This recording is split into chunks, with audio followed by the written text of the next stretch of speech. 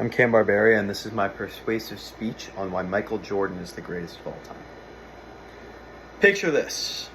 Game 6 of the 1998 NBA Finals. The Chicago Bulls are down by 1 point with 17 seconds left. Michael Jordan strips the ball from Karl Malone, takes it up the court, crosses over Byron Russell, and sinks the game-winning jumper. The clock runs out. Jordan raises his hands. This wasn't just a game winner. It was a shot that defined a legacy. We hear this debate all the time. LeBron James or Michael Jordan. Who's the GOAT? Some people care just because they're sports fans, but for others, this question taps into something bigger. How we define greatness, how we measure legacy, and what kind of leadership we respect and admire.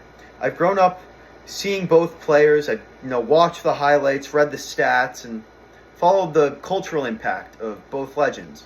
And I am here to persuade you of one thing. Michael Jordan is the greatest basketball player of all time. Not just because he was dominant on the court, but because of how he performed under pressure, the mindset he brought to the game, and the global impact that he left behind. So today I'll walk you through 3 reasons why Jordan is the undisputed GOAT. 1, his perfect NBA Finals record in clutch dominance. 2, his relentless mindset and leadership. And 3, his unmatched global influence and cultural legacy. So let's start with the finals. In the biggest moments, Michael Jordan went 6-0 in the NBA Finals. He won the Finals MVP all 6 times. He never let a Finals series go to Game 7. And according to NBA.com, which I last accessed on August 5th, 2025, that Finals record is not just rare, it's unmatched and has never been seen before. LeBron James, he's just 4-6 in the Finals. He's lost more than he's won. You could argue that LeBron has been to more Finals, and that's true, but what matters is what you do when you get there. And Stephen A. Smith from ESPN once said, when the pressure mounted, Jordan never blinked. He wanted the moment. He owned the moment. That's what separates him. Jordan closed every time. He didn't just win, he crushed the moment. 6 rings, no losses, all MVPs. That's not just dominance. That is perfection under pressure. But it wasn't about what Jordan did, it was how he did it, which is his killer instinct and leadership. He had a mentality that most athletes dream of. In The Jordan Rules, a book by Sam Smith, the author, Sam Smith, dives into Jordan's obsession with winning. He pushed his teammates and himself, and he didn't care if it made him unpopular, because all that mattered to him was winning. And compare that to LeBron. He's a great leader, no doubt, but he switched teams multiple times to build better rosters. Look, Jordan, he stayed with the Bulls. He took his early losses, and he got stronger, and he built a dynasty from the inside. And here's where the stats speak the loudest. In 1988, Jordan won both the NBA MVP and Defensive Player of the Year awards, which is insane. And I accessed on August 5th the basketballreference.com, and no one's ever done that in the history of the NBA before. He dominated both ends of the court. LeBron, for all his greatness, has never won a Defensive Player of the Year. Jordan could carry his team on offense and still shut the other team's best offensive player down on defense. That's not just skill. It's straight up mental warfare. Which brings me to my last point. His legacy.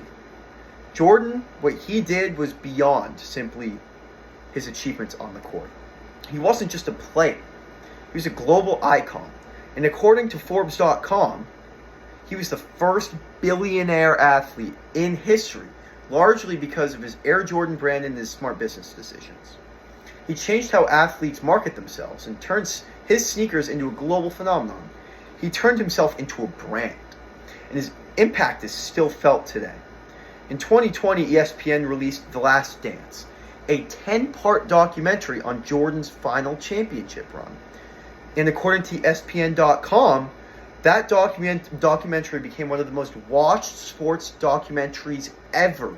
And this was almost 25 years after his retirement. He still captivated the world after he retired. Yep. Yes, LeBron is doing amazing things off the court, opening schools and building a media empire, but Jordan built the blueprint that LeBron followed.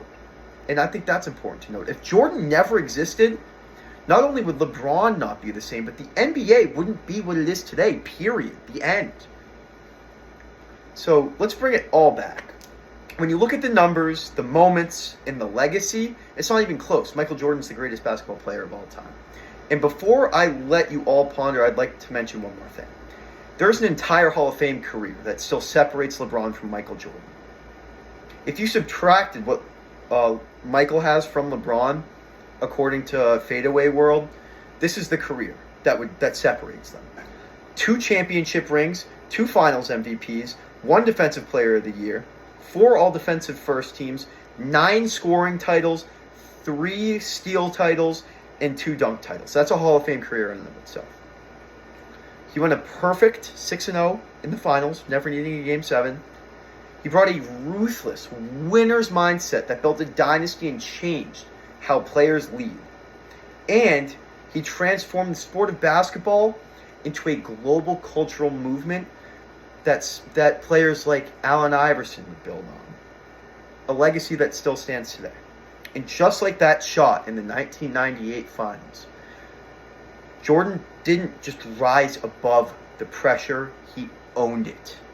And that is what greatness looks like, and that is why Michael Jordan is the greatest basketball player of all time. Thank you.